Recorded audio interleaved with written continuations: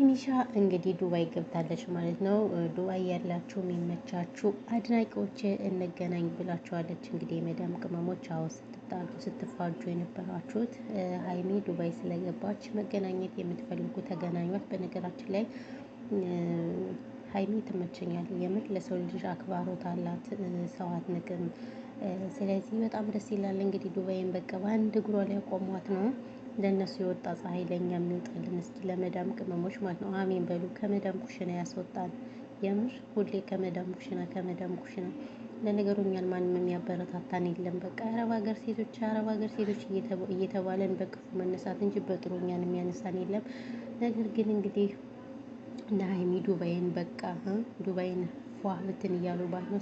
ሰላም ውድና የተከበራችሁ የቻናል ቤተሰቦች እንዴት ናችሁ? ደህና ናችሁ? ሰላማችሁ ይብዛ። ቤተሰቡን እንግዲህ ተጠፋፍተናል። እውነት ለመናገር ብዙ ልጆች ጋር ቤታችሁን ጠፍቻለሁ። ይቅርታ ማለት እወዳለሁ በዚሁ አጋጣሚ። ምክንያቱም የእውነት በጣም ስራ በዛብኝ፣ ግን ምን ነገራችሁ በላይ ማለት ነው። ሳውዲ ላይ ደግሞ የሚገርማችሁ ነገር በቃ ቤታቸው ትልቅ ነው። በአንድ ሰራተኛ ነው የሚያሰሩት። ምግብ የምሰራው ሁሉም ነገር እኔ ስለሆንኩ ምንም አላዳረሰኝም። እና ኢንሻአላህ ካሁን በኋላ አንድ 15 ቀን የሚቀላል ማለት ነው ረመዳን። ያኔ በሰፊው ከሁላችሁም ጋር እናወራለን ማለት ነው። ሶ እንግዲህ ድምፄን ቀንሼ ቢሆንም ድምፄ ይሰማል አይሰማም አይዶኖ አላውቅም። እና እንግዲህ ሀይሚና ብሩክ ዱባይ ላይ መጥተዋል ማለት ነው። እንግዲህ መልካም መዝናናት ብለናል እኛም እንግዲህ አዎ መልካም መዝናናት። ያው ዱባይ በነገራችን ላይ ግን ትኬት መምጫ ብዙ ብር ነው ወይስ ምንድነው? ለነገሩ ችግር የለውም ዩቲዩብ እየከፈላቸው ስለሆነ ማለት ነው። እና እኔ ብዙ ብር ይመስለኝ ነበር። ስለዚህ ከአሁን በፊት እንግዲህ ብሩክም እንደሄድ እናውቃለን። ዛሬም እንግዲህ ሁለታቸውን በቃ ሄደዋል። እና እኛም እንግዲህ ቢያንስ እንኳን በንግድ እኔ ዱባይን ማየት እፈልጋለሁ። እውነት ለመናገር ዱባይ በጣም የሚካበድላት ሀገር ናት፣ እንደ ሳውዲ አይደለችም። እና ዱባይን ማየት ፍላጎት አለኝ። እስኪ እንግዲህ ወደ ንግዱ አለም ትላላችሁ ወይ? መብላቷን ሳታውቅ እጇን ታጠበች ያለ ሀገሬ ስም። ኧረ ችግር የለውም እናንተ ሀሳብና መንገድ አይከለከልም። እናስብ እንዴ ምን አባቱ ነው ደግሞ እንነግዳለን። ማን ከማን ያንሳል? ስለዚህ እንግዲህ እኛም በንግድ እኛ ሳውዲ ያለነውም ወደ ንግድ ከተቀላቀለን ዱባይን እናያታለን ብዬ አስባለሁ። አሁን እንግዲህ ዱባይ ያላችሁም ገፍትሩን፣ ጓደኞቻችን ዱባይ ያላችሁ እኛንም ገፍትሩን ማለት ነው። ወደ ዱባይ መምጣት እንፈልጋለን። እና ይሄ ነው ያለው ነገር። በተረፈ ብዙ ወሬ ያላወራባችሁም ድክም ብሎኛል ከምነግራችሁ በላይ ነው። እናንተ ሰብስክራይብ አድርጉኝ እስኪ ሰብስክራይብ አድርጉኝ። ቻናሌን ባናር ተው ያስወጡልኝ። ተው።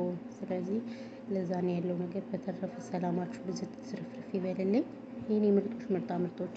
ፈጣሪ ሀገራችን ኢትዮጵያን ሰላም ያድርግልን። ዘረኝነት፣ ጦርነት በቃ ይበለን። የእውነት እኛም ሀገራችን ሰላም ሲሆን ነው በሀገራችን ላይ የምንኖረው። እና ኢትዮጵያ ሀገራችን ሰላም ያድርግልን። እውነት ለመናገር የመጣብን ነገር በጣም ከባድ ስለሆነ ማለት ነው። እና በተረፈ በሌላ ቪዲዮ እስከምንገናኝ ድረስ ቪዲዮ ከተመቻችሁ ሼር አድርጉ፣ ካልተመቻችሁ ያው ዲስላይክ ምንም አድርጉ። ኖርማል ነው ችግር የለውም ትላላችሁ። ወደ ገደለው ስንገባ ማለትና ውዶችዬ በርቱልኝ። በተለይ መዳም ቅመሞች ራሳችሁን ጠብቁ፣ ውሃ ጠጡ። ራሳችሁን እየጠበቃችሁ ስለሆነ በተለይ እንደዚህ ጋዝ ላይ ምናምን የምትቆሙ ልጆች ሴት ምናምን የሚጠባበስ ነገሮች ላይ ጥንቃቄ አድርጉ። ምክንያቱም እነሱ ታውቋቸዋላችሁ። ቶሎ አፍጥኑት ማለት ባህሪያቸው ነው። ስለዚህ እነሱ እንደዛ አሉ ብላችሁ እናንተ ራሳችሁን እንትን እንዳትሉ። ምክንያቱም እነሱ አመላቸው ነው ተቀምጠው ሰውን እንትን ለማለት ምንም ስለሆነ። ስለዚህ እናንተ የሆነ ነገር ብትሆኑ እሷ ነገ ጧት አንዱን ሰራተኛ ታመጣለች። እና ራሳችሁን እየጠበቃችሁ ውሃ እየጠጣችሁ። በተረፈ ይሄ ነው እንግዲህ የምለው ነገር። እግዚአብሔር ያበርታችሁ ሁላችንም እሱ ያበርታን ነው የምለው። ሰላማችሁ ይብዛልኝ።